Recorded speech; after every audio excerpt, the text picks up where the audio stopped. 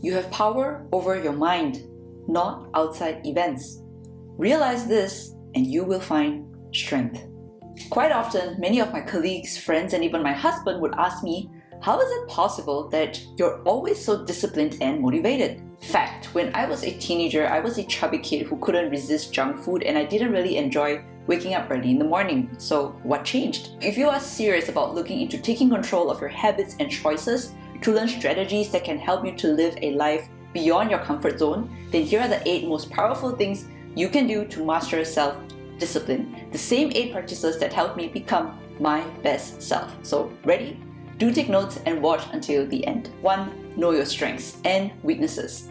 We all have weaknesses, whether they are the desire for alcohol, tobacco, unhealthy food, obsession over social media, video games, or watching TV for hours. They have a similar effect on us.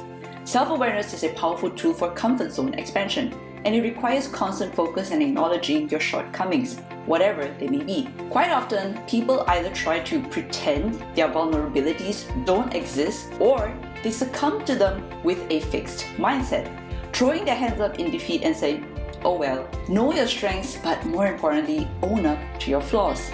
You can't overcome them until you do. Develop a growth mindset and consistently work on turning those weaknesses into strengths. 2. Remove temptation and set yourself up for success. Like the saying goes, out of sight, out of mind. It may seem silly, but this phrase offers powerful advice. By simply removing the biggest temptations from your environment, you will greatly improve your self-discipline. If you want to eat healthier, don't buy junk food. At restaurants, order the healthier options. Want to drink lesser? Throw out the booze. If you want to wake up earlier, go to bed earlier to feel well rested. If you want to enhance your productivity at work, improve the management of your to-dos, turn off social media notifications, and silence your cell phone. Prioritize, no excuses, and execute. 3. Mindset is key. What we tell ourselves in just a millisecond is everything, because at the end of the day, it all boils down to our mindset. Our thoughts is what creates our emotions and actions. Let's say you wish to get out of bed at 5 a.m. So you set an alarm for 5 a.m. The next day, your alarm goes off and you wake up with your eyes slightly opened. In that second, you have the power to make a choice. Wake up or press snooze. If you tell yourself, oh, I feel so tired, I wish I could get up, my bed feels so good, it won't hurt, another 5-10 minutes, I'll sleep. You're doomed. The truth is, if we want something bad enough, then we have to stop wishing and start wanting. Tell yourself, I want to get up at 5. Think about why it matters to you to wake up at 5. Think about how great you would feel when you do get out of bed to accomplish the goals that matter to you. Think about how bad you would feel about yourself for letting yourself down if you don't. Then stretch and get out of bed. Eliminate the option of pressing the snooze button. Stop giving yourself the easy way out, because time waits for no man. 4. Don't wait for it to feel right. If I waited to feel that I'm ready to wake up at 4 or 5, then I would have probably never ever woken up so early every day. Look, I'm human too. Sometimes I do wake up feeling a little tired. The thought of going back to sleep can be so tempting, but I know how frustrated I would feel when I'm rushing to get both my daughter and myself ready for the day, and that I need to finish a ton of work before I fetch my daughter at 3:45 in the afternoon. I also know how my whole day's plans will all go haywire if I'm not disciplined enough to wake up when I need to. If you wait for your schedule to be perfect, your desk to be clutter-free, or your inbox to reach a manageable level, you might never get started on the work that needs to be done. As Nike says it best, just do it. 5. Take baby steps to big dreams. Don't overwhelm yourself by starting off with making big changes or by setting the bar too high at the beginning.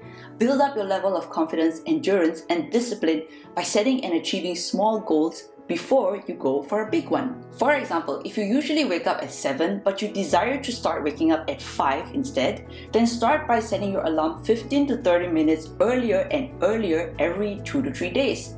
Slowly work your way into a new habit of waking up at 5.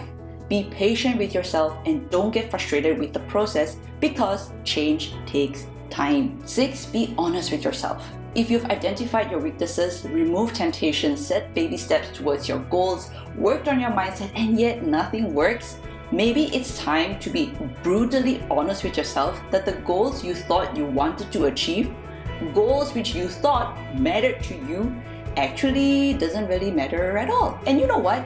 That's perfectly okay. Have courage to drop that goal, evaluate what really matters to you, and set yourself a new goal. 7. Take time to reward yourself intrinsically.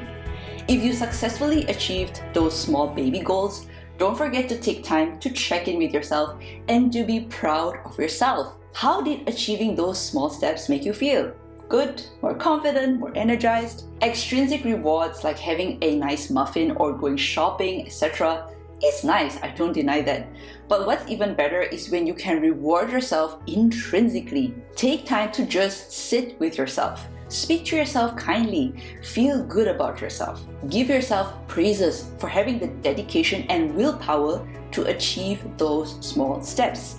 Doing this can help you to build up your level of intrinsic motivation, self-confidence, self-belief, and self-worth because you now realize what you are capable of achieving. Just imagine how much more you can achieve if you put your mind to it. 8. Forgive yourself and try again. Even with all our best intentions and well laid out plans, we sometimes fall short. It happens to us all. We will have great successes and dismal failures. The key is to keep going.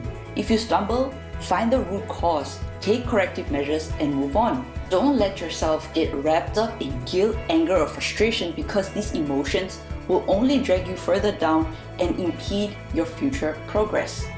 Learn from your missteps and forgive yourself. Then get your head back into the game and fiercely execute. So, what other strategies have helped you to build up your level of self-discipline? I love to hear from you, so do share them in the comments below.